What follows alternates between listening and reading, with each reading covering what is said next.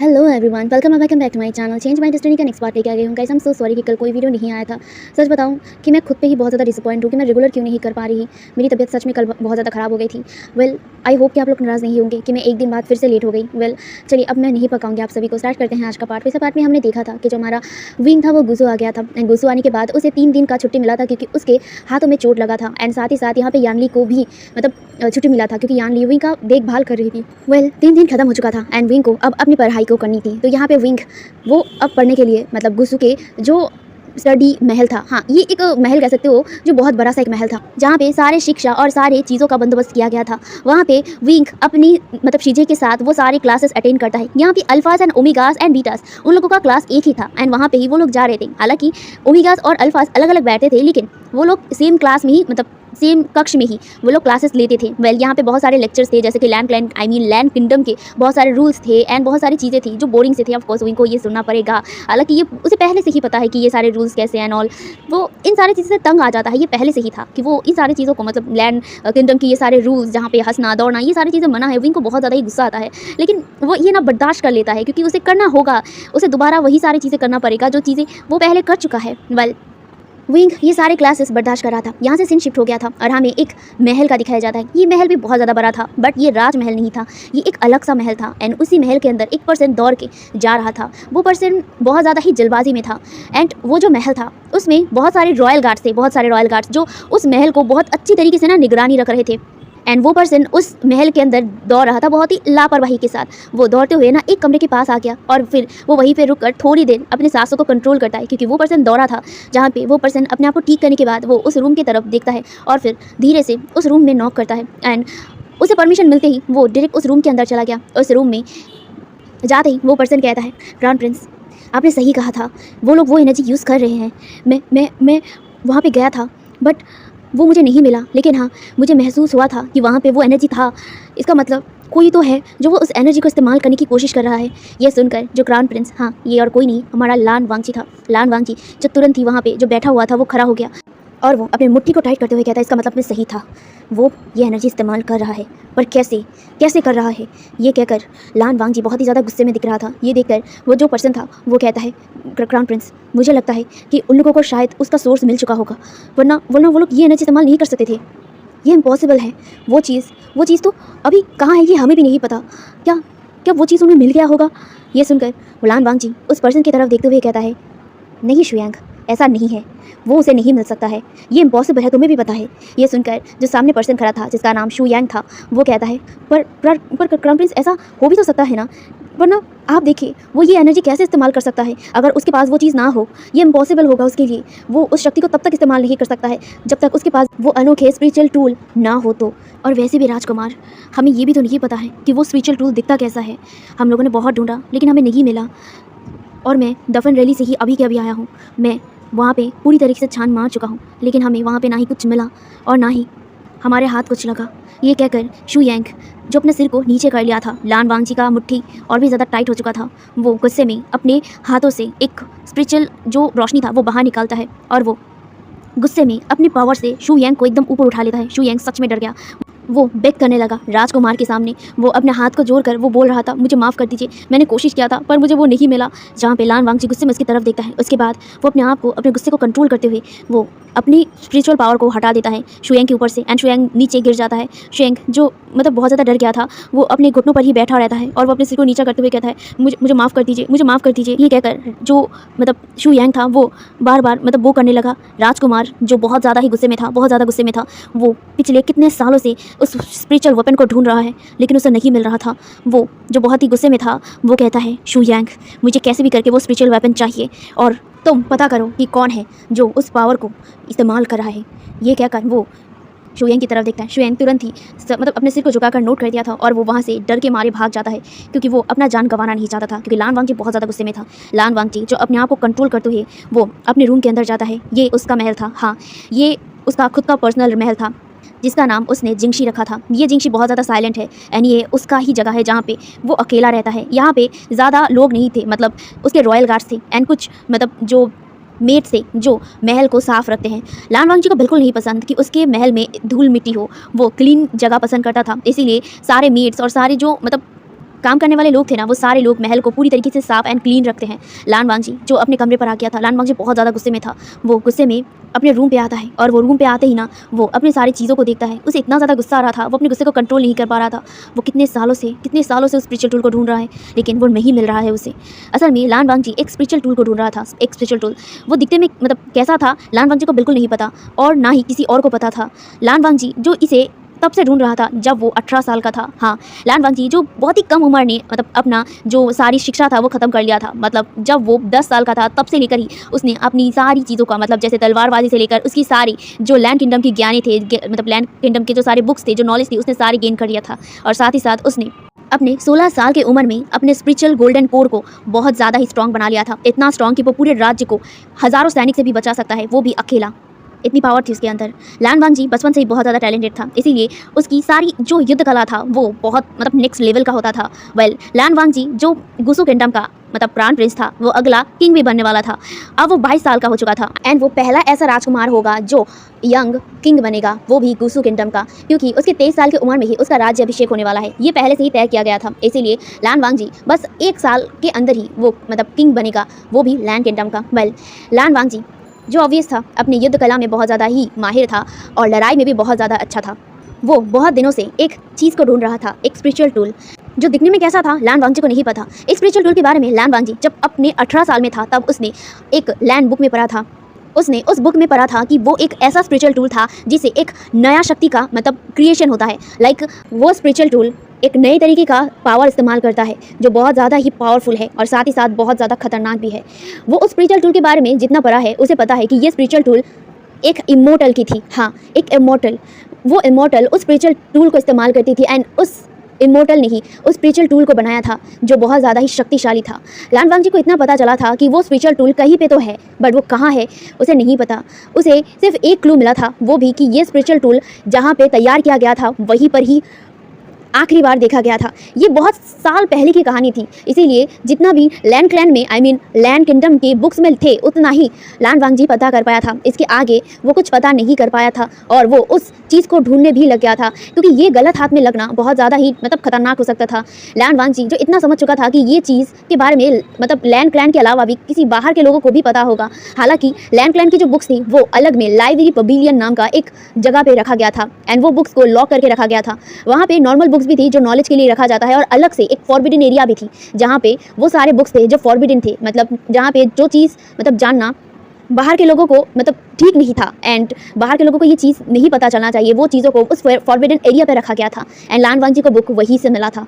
And जब से उसे वो मिला तब से ही वो उस चीज़ को ढूंढने की कोशिश कर रहा था, क्योंकि वो नहीं चाहता था कि ये चीज़ किसी गलत हाथ में लगे। और दूसरी बात, लान वांगजी तब से ही बहुत ज़्यादा ही मैच्योर टाइप का था, तो वो इतना समझ गया था कि वो जो चीज़ था मतलब जो स्पिरिचुअल टूल था वो कहीं ना कहीं गलत हाथ में ज़रूर जा सकता है और इसमें खतरा बहुत ज़्यादा बढ़ जाएगा। इसीलिए लान वांगजी ने सोच लिया था कि वो उस स्पिरिचुअल टूल को ढूंढेगा। लेकिन पिछले पूरे वो 4 साल से इसे ढूंढ रहा था। हालांकि पहले वो उतना ज़्यादा ढूंढ नहीं पाया था, क्योंकि वो तब मतलब हाँ क्राउन प्रिंस ज़रूर था, लेकिन उसे अपनी शिक्षा में अपने क्लैन में बिजी रहना पड़ा था, क्योंकि तब वो 18 साल का था। इसीलिए वो अपनी सारी ट्रेनिंग फिर भी लेता था। हालांकि वो सारी चीज़ें कंप्लीट कर लिया था, लेकिन उसे अपनी जिम्मेदारी लेना पड़ता था, इसीलिए वो ज़्यादातर उस चीज़ को ढूंढ नहीं पाया। लेकिन जब वो अपने 20 साल में आ गया तब से वो अपने मतलब लोगों को, अपने जो ट्रस्ट वर्दी जो लोग थे जो उसके विश्वास के थे, वो उसे बाहर निकालता था। इनफैक्ट वो कभी कभी खुद भी बाहर जाता था।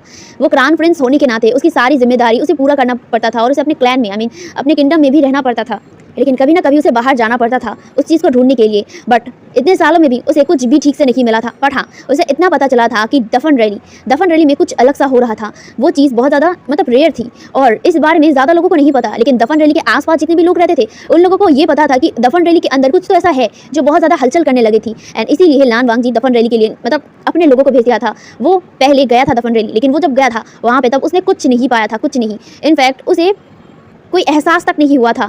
असल में जिस दिन वो बाहर गया था उसी दिन ही उसे पता चला था कि एक समारोह होने वाला है। ऑफ कोर्स वहाँ पे नए स्टूडेंट्स आने वाले थे, मतलब हर एक कबीले से राजकुमार राजकुमारी आने वाले थे, तो लान वांगजी को वहाँ पे जाना ज़रूरी था। इसीलिए वो दफन रैली में आकर मतलब जितनी देर तक सर्च कर पाया था उतनी देर किया। उसके बाद उसे वापस मतलब गुसु के लिए निकलना पड़ा था। बीच रास्ते में बहुत ज़्यादा रात हो चुकी थी, इसीलिए वो अपनी रहने के लिए एक इन में रुका था एंड वही इन में विंग भी रुका था एंड वो विंग से मिला था वहाँ पे। विंग से मिलने के बाद वो थोड़ी देर के लिए डिस्ट्रैक्ट हो गया था, लेकिन वो फिर से इसी चीज़ पे दोबारा काम करने का सोच रहा था। वो उस चीज़ को ढूंढना बंद नहीं कर सकता था, क्योंकि अब वहाँ पे सिचुएशन अलग हो गया था। वो जिस चीज़ को शक कर रहा था वो चीज़ सही ना कहीं ना कहीं सही होने लगा था।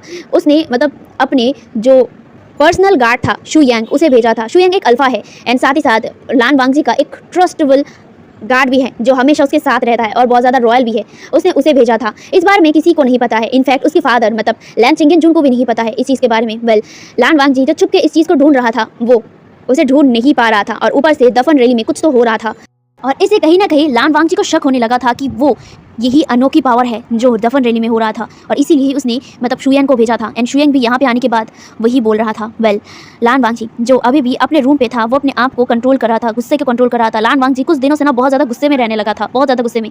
वो बहुत ज़्यादा टेम्पर लो करने लगा था। लान वांगजी अपने आप को और अपने दिमाग को शांत करने के लिए वो अपने मैजिक से एक स्ट्रिंग को निकालता है, एक स्पिरिचुअल टूल को निकालता है। ये उसका स्पिरिचुअल टूल था, चिंगशियान।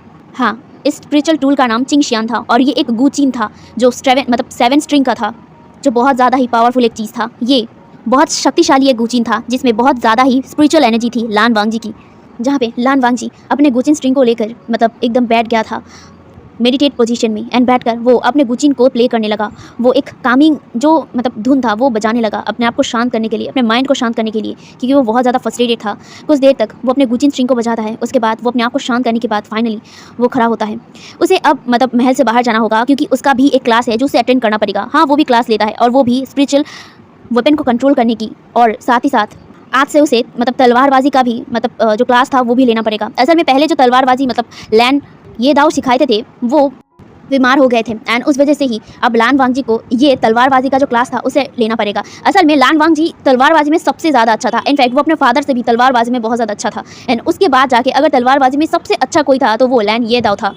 और लैन ये दाव जो लान वांगजी से बहुत ज़्यादा बड़ा था। इनफैक्ट लैन ये दाव गुरु थे लान वांगजी के, बचपन से ही लान वांगजी को तलवारबाजी सिखाने वाला लैन ये दाव ही थे। लेकिन लैन ये दाव अभी उनकी तबीयत ठीक नहीं थी, इसीलिए उन्हें रेस्ट करने के लिए बोल दिया गया था, एंड उसके बदले लान वांगजी वो क्लास लेने वाला था। इसीलिए लान वांगजी जो अपने स्ट्रिंग को वापस मैजिक से गायब कर देता है, उसके बाद वो अपने तलवार को लेता है और अपने महल से बाहर जाता है। वहाँ पे बहुत सारे रॉयल गार्ड्स थे जो लान वांगजी को बो खड़े थे। लान वांगजी जो सीधा चलते हुए जो स्टडी के महल थे ना, लान वांगजी का महल लान वांगजी का जो पर्सनल महल था वो जो स्टडी के महल था उससे ज़्यादा दूर नहीं था, लेकिन हाँ बहुत ज़्यादा डिस्टेंस में बनाया ज़रूर गया था, जहाँ पे लान वांगजी स्टडी जो महल था वहाँ पे चला गया था। तो सीन यहाँ से शिफ्ट करके हमें डायरेक्ट विंग का दिखाया जाता है। विंग जो अपने सीट पे बैठा हुआ था वो बहुत ज़्यादा ही बोर फील कर रहा था, क्योंकि लगातार इतने सारे उसकी जो क्लास थी वो हुआ था, इसीलिए वो थक गया था। वो वहीं पे एकदम बैठ गया, और वो वहीं पे बैठ कर अपने मुंह फुलाए हुए था।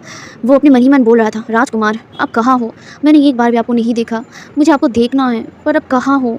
आपका क्लास भी तो है ना, आप तो म्यूज़िक क्लास लेते हो, फिर भी कहाँ हो आप राजकुमार? वो मन ही मन बस राजकुमार को बुलाए जा रहा था। असल में वो जानता है कि राजकुमार का एक क्लास ज़रूर होता है, जो म्यूज़िक क्लास था वो राजकुमार ही लेते हैं, तो वो उसी के लिए ही तो वेट कर रहा था। इतने सारे क्लास तो उसने इसीलिए ही अटेंड किया था। हालांकि ये उसे अटेंड करना ही पड़ेगा, क्योंकि ये मजबूरी ही है उनका, मजबूरन करना ही पड़ेगा। लेकिन वो फिर भी लान वांगजी को यानी कि राजकुमार को देखने के लिए इतना ज़्यादा मरे जा रहा था। वो सुबह से नहीं देखा था, और इनफैक्ट अभी ऑलमोस्ट दोपहर होने वाला था, अभी हुआ नहीं था, ऑफकोर्स दोपहर होने वाला था, फिर भी वो लान वांगजी को नहीं देखा, क्राउन प्रिंस को नहीं देखा। उसका मूड ना एकदम होता ना भत्ता हो चुका था एकदम। वो अपने मुंह को फुला कर ही ना बस मन ही मन बस बुलाए जा रहा था, राजकुमार राजकुमार कहाँ हो आप, कहाँ हो आप, बस ऐसे ही बुलाए जा रहा था। दूसरी तरफ वही विंग को थोड़ी ही दूर से घूर रहा था, बहुत ही गंदी निगाहों से, बहुत ही गंदे तरीके से, बहुत ही लस्टी आइज से बस विंग के बॉडी को देख रहा था, विंग की बॉडी फैक्चर्स को, विंग की बॉडी, विंग की बैक, विंग की बर्ड्स पूरे बॉडी को स्कैन करते हुए बहुत ही गंदी निगाहों से देखे जा रहा था। उस पर्सन के चेहरे पर एक क्रीपी और एक नॉटी सा स्माइल था, एंड वो पर्सन बहुत ही लस्टफुली बस विंग को ही घुरे जा रहा था। विंग जो इन सबसे अनजान बस राजकुमार का इंतज़ार कर रहा था, और फाइनली विंग का इंतज़ार ख़त्म भी हो गया, और उस रूम में फाइनली राजकुमार यानी कि लान वांगजी एंटर करता है। लान वांगजी एंटर करते ही ना सारे लोग खड़े होकर लान वांगजी को बो करते हैं। विंग तो तुरंत खड़ा हो गया था, और वो तुरंत खड़े होकर ना बहुत एक्साइटेडली लान वांगजी की तरफ देखता ही है। तभी जो उसके बगल वाली सीट में जो यानली थी वो बैठी थी, यानली उसे अपने सिर को नीचे झुकाने के लिए बोल दिया। तो लान विंग ना तुरंत अपनी सिर को नीचे झुका लिया, और वो भी वो करने लगा। लान वांगजी सबको सिर हिलाकर नोट करता है, और सब लोग बैठ जाते हैं। विंग जो बस लान वांगजी की तरफ ही देखे जा रहा था, बट थोड़ी थोड़ी निगाहों करके, क्योंकि लान वांगजी को ऐसे डायरेक्ट देखना ये रूड माना जाता था, तो विंग वैसे तो नहीं देख सकता था, बट हाँ चोरी छुपे ज़रूर देखा करता था। लान वांगजी का चेहरा, वही हैंडसम सा फेस, वही एलिगेंट चेहरा, और वही एलिगेंट आइज़, ओ गॉड, विंग तो बस इस चीज़ पे ही ना मर जाए ऐसी हालत थी। विंग अपने आप को कंट्रोल कर रहा था, लेकिन कहीं ना कहीं लान वांगजी के फेस को देखकर लान वांगजी एक pure white and sky blue का एक मतलब रॉयल ड्रेस में था। ऑफकोर्स वो रॉयली एक किंग की तरह लग रहा था, एक डोमिनेट किंग जो लिटरली सबको डोमिनेट करता है। जहाँ पे विंग बस इस हैंडसम पर्सन को दिखे जा रहा था, आई मीन चोरी छुपे, जहाँ पे लान वांगजी अपने सीट पे आके बैठ गया एंड वो वहाँ पे बैठ कर ही ना अपने मैजिक से अपने स्ट्रिंग को बाहर निकाला और उस स्ट्रिंग को देखकर ना सब लोग एकदम हैरान हो गए थे। ये स्ट्रिंग सच में बहुत ज़्यादा खूबसूरत था। ये गुचिंग जो ब्राउन कलर में था, ब्राउन ऊट जो बहुत ज़्यादा ताकत पर एक ऊट और साथ ही साथ 7 स्ट्रिंग्स जो बहुत ज़्यादा खूबसूरत था। सब लोगों की आके उस स्ट्रिंग पे आके रुका था। लान वांगजी जो उस स्ट्रिंग पे अपना हाथ फिराता है और उसके हाथ फिराने से ही एक सुंदर सा धुन बाहर निकला जो सबको बहुत ज़्यादा अच्छा लगा। जहाँ पे विंग भी देख रहा था, वांगजी उस गुचिंग के साथ एक इमॉर्टल की तरह लग रहा था। विंग तो बस आके फाड़ फाड़ के उसे ही देखे जा रहा था। लान वांगजी जो अपनी आंखों को पहले बंद किया था वो ओपन करता है। ओपन करने के बाद वो सबकी तरफ देखते हुए कहता है, मैं एक स्पिरिचुअल गुचिंग स्ट्रिंग बजाऊंगा, आई मीन एक ध्वनि बजाऊंगा जिसे तुम लोगों को अपने अपने स्पिरिचुअल टूल से उसे बजाना पड़ेगा। ये कहकर वो सबकी तरफ एक बार नज़र दौड़ाता है और उसकी आंखें एक पर्सन पे आके रुक गया था। वो पर्सन उसे ही देख रहा था एंड ऑफ कोर्स ये और कोई नहीं, हमारा विंग था। विंग जो ऐसे ही लान वांगजी को मतलब एक गॉड की तरह देख रहा था, जिसे देखकर उसे लग रहा था कि ये लान वांगजी हेवन से निकला हो। वो जब देखा कि लान वांगजी उसे ही देख रहा था तो विंग की आइस वो तुरंत ही नीचे झुक गया था। विंग की फेस एकदम लाल जैसा हो गया था, उसका एयर भी। विंग को ये आइस जब भी उसके ऊपर विंग को महसूस होता था, विंग की बॉडी पहले भी कांपता था उसके पास लाइफ में भी, लेकिन तब वो समझ नहीं पाया। लेकिन आज और अब वो समझ पा रहा था कि इसका मतलब क्या है। जहाँ पे जो वांगजी था, वांगजी विंग को देखता है, उसके बाद वो अपना ध्यान उससे हटाते हुए अपने गुचिंग स्ट्रिंग पे रखता है और वो अपनी आंखों को बंद करके एक ध्वनि बजाता है जो पूरे रूम में गूंजता है। एक प्यारा सा, एक सॉफ्ट सा म्यूज़िक।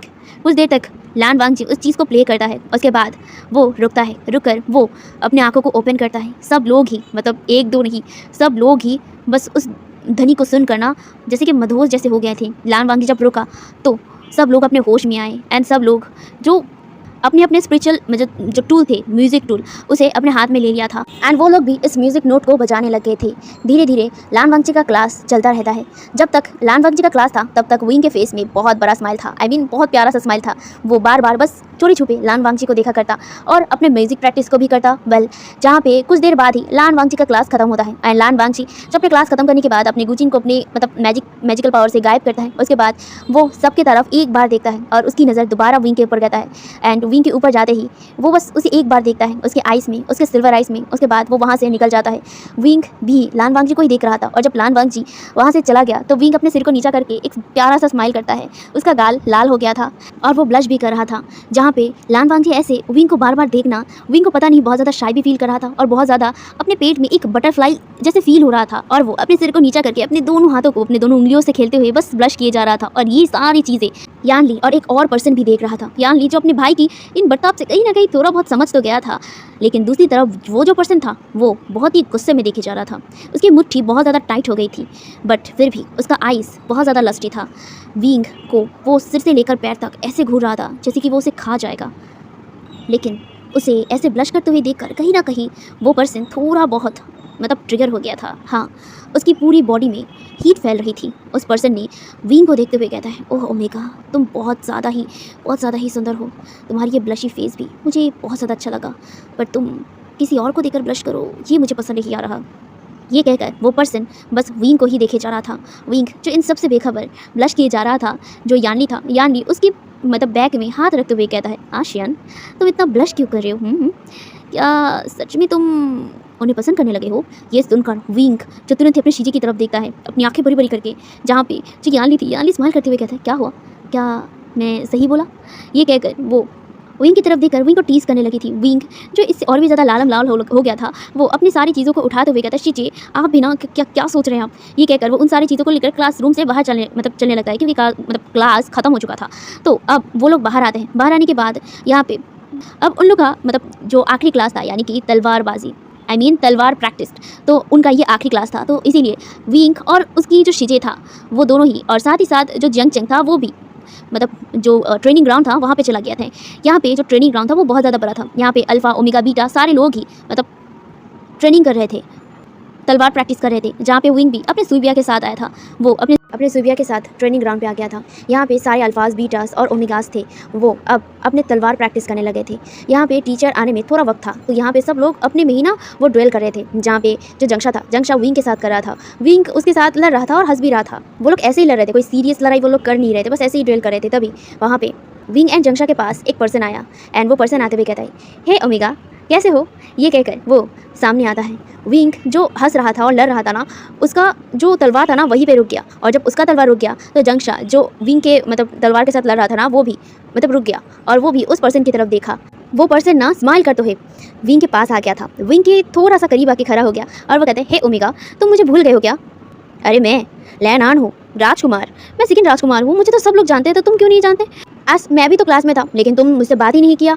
ये कहकर वो उसकी तरफ देखता है और वो कहता है, हे ओमेगा चलो ना हम लोग भी ड्वेल करते हैं, तुम मुझसे लड़ो, देखते हैं कि किसके अंदर पावर है। देखते हो तुम मुझे हरा पाते हो या नहीं। ये कहकर लैनान अपनी तलवार को मतलब अपने मयान से बाहर निकालता है और वो उसकी तरफ विंग की तरफ पॉइंट करते हुए कहता है, तो चलिए हम लोग भी ड्वेल करते हैं। ये कहकर वो स्माइल कर रहा था। जहाँ पे जो विंग था, विंग वहीं पे एकदम फ्रोज हो गया, वो वहीं पे खड़ा हो गया और वो कुछ देर तक ना लैनान की तरफ देखा। लैनान अभी भी उसकी तरफ स्माइल करते हुए देख रहा था और विंग एक बार लैनान को और एक बार लैनान के तलवार को। जहाँ पे लैनान विंग को वहीं पे ऐसे फ्रोज खड़ा होकर देखकर ना वो थोड़ा सा स्मिक करता है। उसके बाद वो धीरे धीरे विंग के पास आता है, विंग के सामने आके खड़ा होता है और वो विंग की तरफ थोड़ा सा झुकते हुए कहता है, हे ओमेगा क्या तुम डर रहे हो मुझसे लड़ने में कि तुम्हें चोट लग जाएगा। अरे चिंता मत करो ओमेगा, मुझे भी पता है कि तुम्हारा ये क्यूट सा सॉफ्ट सा स्किन बहुत ज़्यादा कोमल है, तो मैं ज़्यादा फोर्स यूज़ नहीं करूँगा, मैं एकदम सिंपल ही लड़ूंगा, बस थोड़ा सा ड्वेल करते हैं, ठीक है। चिंता मत करो, जस्ट अपना तलवार उठाओ और मेरे ऊपर हमला करो। मैं प्रॉमिस करता हूँ कि मैं एक भी वार फोर्सफुल नहीं करूँगा, एकदम बहुत ही सॉफ्ट एंड जेंटली करूँगा, ठीक है। तो अपना तलवार उठाओ और वार करो। ये कहकर वो विंग से दूर हट गया और वो विंग से थोड़ा सा दूर होकर अपने तलवार को आगे कर दिया। विंग जो अपने तलवार को पकड़ा हुआ था, उसकी तलवार पे ना मुट्ठी एकदम कस गई थी और मन ही मन वो बहुत ज़्यादा गुस्सा होकर लैनान की तरफ देख रहा था। और साथ ही साथ उसे थोड़ा सा अजीब सा लगता है, लैनान जिस तरह से विंग को देख रहा था, विंग की बॉडी इससे कांपने में मजबूर हो जाती है, लेकिन विंग अपने आप को स्ट्रॉन्ग दिखा रहा था।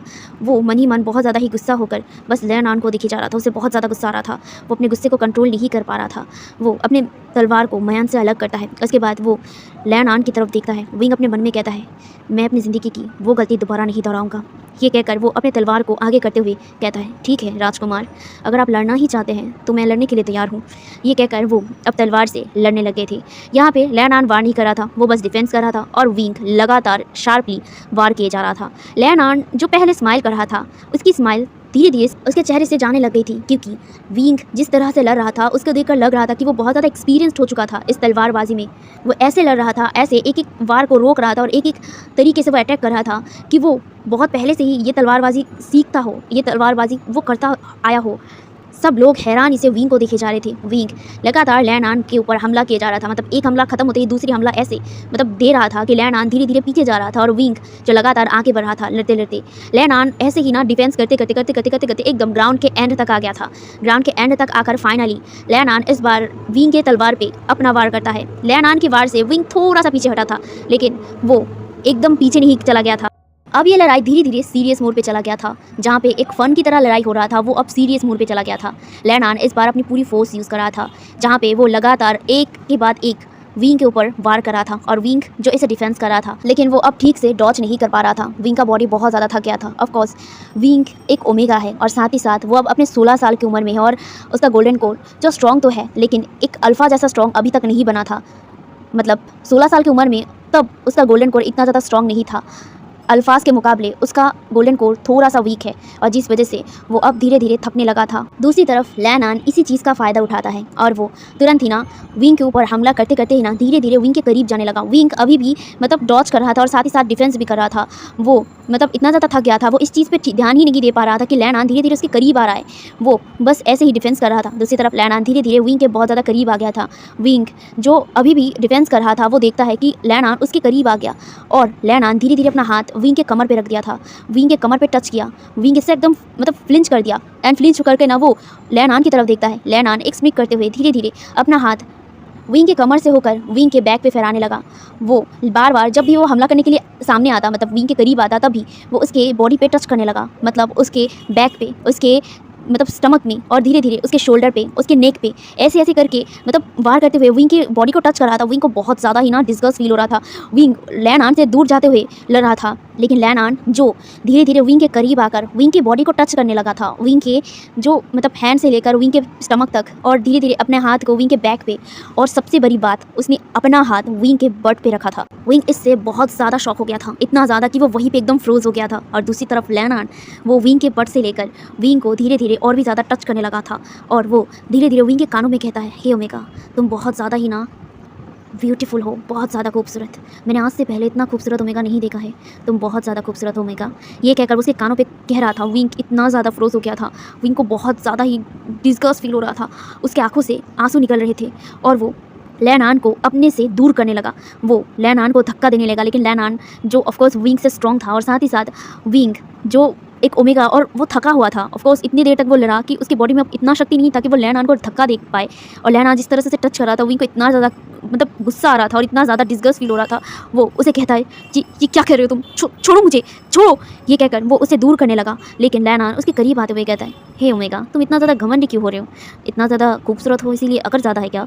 ये कहकर वो उसे और भी ज़्यादा टच करने लगा। विंग को बहुत ज़्यादा गुस्सा आ रहा था, वो उसे मतलब धक्का देने लगता है, लेकिन लैन आन इतना ज़्यादा शक्तिशाली था विंग से कि लैन आन दूर ही नहीं जा रहा था विंग से। विंग वो बोल रहा था कि छोड़ो मुझे, छोड़ो, और वो चिल्लाने लगा। यहाँ पे बहुत सारे लोग जो लड़ाई को देख रहे थे, और लड़ाई इतना ज़्यादा सीरियस हो गया था, तो वो लोग समझ नहीं पा रहे थे कि वो लोग क्या करें। जब विंग का चिल्लाने का आवाज़ सुना, विंग और लैन आन मतलब लड़ते लड़ते ग्राउंड की एकदम उस साइड चले गए थे, मतलब जिस साइड में वो लोग नहीं थे, ठीक है, मतलब जितने भी लोग ट्रेनिंग करने के लिए आए थे वो लोग वहाँ पे नहीं थे। तो वो लोग लैन आन और विंग से दूर थे, और क्योंकि वो लोग इतना ज़्यादा मतलब लड़ रहे थे एंड पूरे ग्राउंड में वो लोग घूम रहे थे लड़ते लड़ते, तो वो लोग डर के मारे थोड़ा सा दूर खिसक गए थे, क्योंकि अगर उनको चोट लग गया उन लोगों के लड़ने के चक्कर में, तो इसीलिए वो लोग दूर हो गए थे। तो विंग के चीखने की आवाज़ सुनकर ना, चिल्लाने की आवाज़ सुनकर ना, जो जंगशा था, जंगशा अब और नहीं रुक पाता है, और वो विंग को कहता है, विंग क्या हुआ, वो कहकर वो वहाँ से दौड़ के आने लगा था। इससे पहले जो जंगशा था, जंगशा आगे जाए, वहाँ पे एक और पर्सन आ गया था, एंड वो पर्सन इतना ज़्यादा गुस्से में था कि वो तुरंत ही लैन आन जो विंग को अभी भी टच कर रहा था, उसके एकदम गले को टाइटली पकड़ लिया था एंड उसे विंग से एकदम अलग कर दिया था। विंग जो इतना ज़्यादा रो रहा था, चिल्ला रहा था, वो भी थोड़ी देर के लिए शॉक हो गया था। एंड वहाँ पे जो पर्सन आया था, उसने लैन आन के गले को इतनी टाइटली पकड़ के रखा था और उसे इतनी दूर जाके फेंका ना, लैन आन एकदम ग्राउंड के साइड में जो वॉल था ना, उसे टूट कर मतलब उसे तोड़ कर बाहर निकला था। वहाँ पे एक डीप वॉइस सुनाई देता है, तुम्हारी हिम्मत कैसे हुई इस ओमेगा को इस तरह से टच करने की। ये कहकर वो पर्सन चिल्ला उठा था, मतलब ग्रॉल किया हुआ था। वो अल्फा वॉइस था, एंड ऑफ कोर्स वो और कोई नहीं, हमारा लान वांगजी था। लान वांगजी जो अपने राज्य के कुछ मैटर्स को लेकर बात करते हुए चल रहा था। तो जब वो चलते चलते बात कर रहा था ना, तो वो एक पर्सन से सुनता है कि ग्राउंड में कोई फाइट कर रहा है, और तब ही ना वांगजी का कान एकदम खड़ा हो गया, क्योंकि ऑफकोर्स वो ग्राउंड पे ही जाने वाला था। एंड जब वो ये सुना कि कोई ग्राउंड पे लड़ रहा है, तो उसे रोका नहीं गया, उसे बहुत ज़्यादा अजीब सा लगा। तो वो बिना मतलब कुछ कहे वहाँ पे डायरेक्ट ग्राउंड की तरफ जाने लग गया था।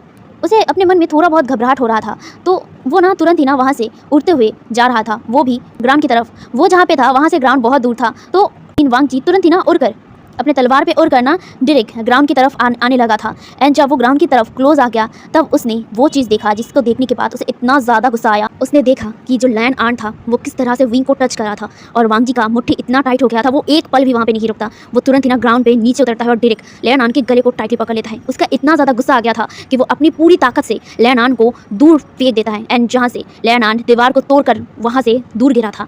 वांगजी बहुत ज़्यादा गुस्से में था, जहाँ पे वांगजी जो गुस्से में ना एकदम उड़कर जो दीवार था, दीवार के दूसरी तरफ जाता है। लैन आन जो ऑलरेडी घायल हो गया था, वो जस्ट उठने वाला था। वो उठता इससे पहले वांगजी ने लैन आन के गले को फिर से पकड़ लिया और उसे ना एकदम हवा में उठाते हुए कहता है, तुम्हारी हिम्मत कैसे हुई हाँ कि तुमने उससे टच किया। हाँ, तुम्हें मैंने कितनी बार बोला है कि किसी के साथ इस तरह से बर्ताव मत करो।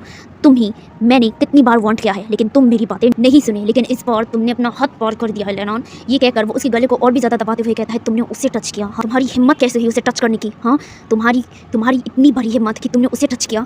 मैं तुम्हें नहीं छोड़ूंगा लैन आन, मैंने बहुत वक्त दिया है, लेकिन इस बार नहीं। ये कहकर वो अपने स्पिरिचुअल एनर्जी से लैन आन को हवा में उड़ा देता है, और हवा में उठा करना उसे इतनी ज़ोर से ज़मीन पर पटकता है कि लैन आन के मुँह से खून निकल गया था। लैन आन सच में डर गया था, क्योंकि वांगजी इतना ज़्यादा गुस्सा हो गया था, उसके फेरामॉन्स ही बाहर निकल रहे थे, वो भी बहुत एग्रेसिव, बहुत ज़्यादा। वांगजी सच में बहुत ज़्यादा गुस्सा हो गया था और वो गुस्से में लैनान को घूरे जा रहा था और वो उसे बार बार ना मतलब अपने स्पिरिचुअल एनर्जी से हवा में उठाकर बार बार पटक रहा था। लैनान इतना ज़्यादा डर गया था और उसे इतना ज़्यादा ना मतलब ब्लड वॉमिटिंग कर लिया था कि इस बार वो बेहोश ही हो गया था। लेकिन लान वांगजी का गुस्सा कम नहीं हुआ था, उसे बहुत ज़्यादा गुस्सा आ रहा था। उसकी आंखों के सामने वही चीज़ें मतलब आ रही थी कि किस तरह से लैनान ने विंग के बॉडी पे टच किया, विंग को टच किया। ये चीज़ जब भी उसे याद आ रहा था ना उतना ही ज़्यादा उसके गुस्से का पारा टाइट हो रहा था। वो अभी भी गुस्से में लैनान को देखे जा रहा था। वो लैनान के पास आके उसे दोबारा मारने ही वाला था, तभी वहाँ पे एक चिल्लाने की वॉइस आता है एंड वो चिल्ला कर कहता है, लान वांगजी रुको। ये सुनकर वांगजी वहीं पे रुक गया एंड वो पीछे मुड़ा। वहाँ पे एक अल्फा था जो दौड़ के लान वांगजी के पास आ रहा था।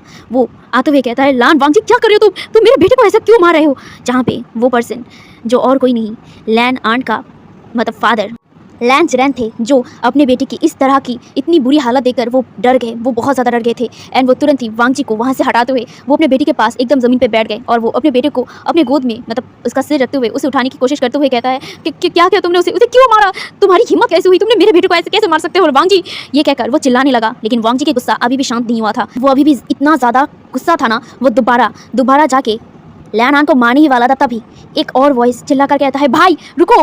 ये कहकर वो दौड़कर एक पर्सन वांगजी के पास आता है और वांगजी के हाथ को पकड़ लेता है। जो हाथ वांगजी ने मुट्ठी करके रखा था वो उस हाथ को पकड़ते हुए कहता है, भाई प्लीज़ शांत हो जाइए, आप शांत हो जाइए, प्लीज़ शांत हो जाइए भाई, प्लीज़ अब गुस्सा मत कीजिए, आप यहाँ से चलिए। ये कहकर वो पर्सन उसे लेके जाने लगा। ये और कोई नहीं, हमारा क्यूट सा ओमेगा लैन शिचैन थे। लैन शिचैन वो मतलब ग्राउंड में नहीं थे, हाँ वो भी तलवार प्रैक्टिस करने के लिए आने वाले थे, लेकिन वो लेट हो गए थे।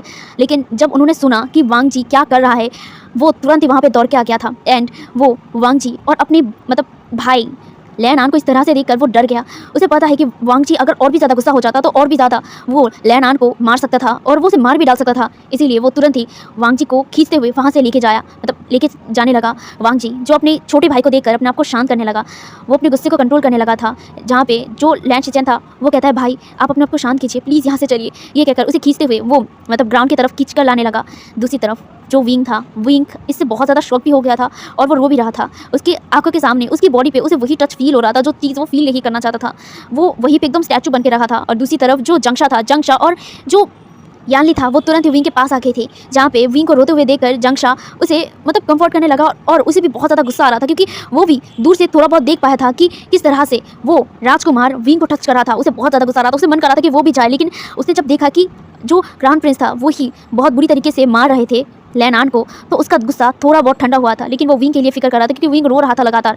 एंड जो यानली ने विंग को हक कर लिया था। वो लोग वहीं पे ग्राउंड पे थे एंड वहाँ पे वांगजी आया था। वांगजी को खींचकर लैन शिचैन ने मैदान की तरफ लेके आ गया था। वो वहाँ पे मतलब वांगजी को शांत करने के लिए आया था, लेकिन वांगजी जिसकी आंखें डायरेक्ट विंग के पास मतलब विंग की तरफ चला गया था। विंग जिस तरह से अपनी बहन को हक करके रो रहा था ना, वांगजी को फिर से लैनान के ऊपर गुस्सा आने लगा था और वो तुरंत ही अपने छोटे भाई के हाथ को छुड़ाता है। उसके बाद वो डायरेक्ट विंग की तरफ बढ़ने लगा था। विंग जो अपने शीजे को हक करके रोने लगा था, तभी जो वांगजी था, वांगजी विंग को एकदम तुरंत ही अपनी तरफ खींच लिया, जहाँ पे विंग इससे पहले एकदम शॉक हो गया और वो अपनी आंखों को ओपन करके वांगजी की तरफ देखता है। वांगजी जो विंग को एकदम अपने बाहों में ले लिया था, उसे बहुत ज़्यादा ही ना गुस्सा आ रहा था और साथ ही साथ अपने दिल में बहुत ज़्यादा पेन हो रहा था, बहुत ज़्यादा। उसकी आंखों के सामने वही सारी चीज़ें मतलब चल रहा था जो लैनान ने विंग के साथ किया। विंग की बॉडी पे किस तरह से हाथ फेरा, ये सारी चीज़ें वांगजी के दिमाग में घूम रहा था और वांगजी बहुत ज़्यादा गुस्सा हो गया था, बहुत ज़्यादा मतलब अपने गुस्से को कंट्रोल नहीं कर पा रहा था। वो वांगजी विंग को बस टाइट ही हक कर लिया। विंग जो वांगजी के बाहों में था, वांगजी के बाहों में आकर उसे एक अपना सा फील होता है और वो वांगजी को हक कर लेता है और वांगजी से आती हुई वही फेरामोन्स वो उसे इनहेल करने लगा था, वही सैंडलवुड की। वो उसे इनहेल करते हुए वांगजी को हक करके रोने लगा था और वो एकदम मतलब लो टोन में कहता है, राजकुमार आप आ गए। ये कहकर वो उसे पकड़ के मतलब अपना फेस लान वांगजी के चेस्ट पे छुपाते हुए रोने लगा था। वांगजी को सच में बहुत ज़्यादा बुरा लग रहा था। वांगजी जो उसे एकदम अपने गोद में उठा लिया था, उसे ब्राइडल स्टाइल में गोद में उठा लिया था। वो सबकी तरफ देख रहा था। सब लोग ही विंग को बहुत ही अजीब नज़र से देख रहे थे और वांगजी को ये बिल्कुल पसंद नहीं आ रहा था। वांगजी सबकी तरफ ग्लेयर करता है। सब लोग अपने सिर को नीचा कर लिया था, जहाँ पे वो विंग को एकदम अपने बाहों में एकदम प्रोटेक्टिवली पकड़ लिया था और वहाँ से उसे लेकर जाने लगा था। ये देखकर जंगशा जो उसे रोकने ही वाला था, तभी जो लैन शिचैन था, लैन शिचैन जंगशा के हाथ को पकड़ लिया था और वो उसे कहता है, प्लीज़ अब मत चाहिए, उन्हें जाने दीजिए, उन्हें थोड़ा सा टाइम चाहिए, भरोसा रखिए, आपके भाई को कुछ नहीं होगा। ये सुनकर जंगशा वहीं पे रुक गया था और वो विंग एंड वांगजी की तरफ देख रहा था, जहाँ पे विंग एंड वांगजी जा रहे थे। वहाँ से वांगजी विंग को टाइटली प्रोटेक्टिवली गोद में उठा के रखा था और विंग अपने फेस को वांगजी के एकदम चेस्ट में घुसा लिया था और वो अपने दोनों हाथ को वांगजी के रोप पे एकदम टाइट कर लिया था। उसे रोना भी आ रहा था और उसे वांग जी के बाहों में अच्छा भी लग रहा था। वो वांग जी के वो फेरोमोन्स जो उसे महसूस हो रहे थे, वो उसे इनहेल भी कर रहा था और अपना चेहरा एकदम वांग जी के जैसे जैसे घुसा के रखा था। वांग जी के रूप से वो अपनी जो मतलब चेहरा था वो रफ करने लगा था और इसे वांग जी और भी टाइटली विंग को पकड़ लिया था, उसे बाहों में पकड़ लिया था। विंग सच में बहुत ज़्यादा इमोशनल हो गया था। उसने कभी नहीं सोचा था कि जो लैनान था वो ऐसा करेगा उसके साथ, इस तरह से उसे टच करेगा। उसे जितना घिन आ रहा था ना, उसे अभी भी फील हो रहा था अपने बॉडी पे वो लैनान की टच, जिस तरह से उसे गंदी तरीके से टच कर रहा था वो अभी भी फील कर रहा था। और जब ये वो फील कर रहा था ना, उसे बहुत ज़्यादा खुद पे गुस्सा आ रहा था, बहुत ज़्यादा खुद पे डिस्गस्ट फील हो रहा था। लेकिन वांग जी के बाहों में उसे अच्छा लग रहा था, सेफ फील हो रहा था। वो वांग जी को इसीलिए टाइटली पकड़ लिया था, उसके रोप को टाइटली पकड़ लिया था, उसकी कॉलर की जो रोप थे ना उसे टाइटली पकड़ के बस अपने सिर को वांग जी के चेस्ट पे रख दिया था। उसे बस अभी वांग जी चाहिए, वांग जी का वो कंफर्ट चाहिए, बस यही सोच रहा था। है एवरीवन, तो आज का पार्ट मैं यही पर रखता हूँ। तो गाइस आपको कैसा लगा आज का पार्ट ज़रूर बताना। Guys I am sorry again कि मैं कल वीडियो नहीं ला पाया। आई होप आप मेरी सिचुएशन समझ रहे होंगे। ओके, तो देखते हैं अब आगे क्या होता है। तो गाइस आप लोग थोड़ा सा गेस करें कि वांग जी जिस चीज़ को ढूंढ रहा है वो स्पेशल टूल हो क्या सकता है। आप लोग कमेंट में ज़रूर बताना, मैं इंतज़ार करूँगी। देखते हैं किन किन लोगों का सही होता है। तो चलिए हम लोग तो मिलते हैं हम लोग नेक्स्ट पार्ट में, और नेक्स्ट पार्ट में बहुत जल्दी लाऊंगी। ओके, तो अभी के लिए बाय बाय।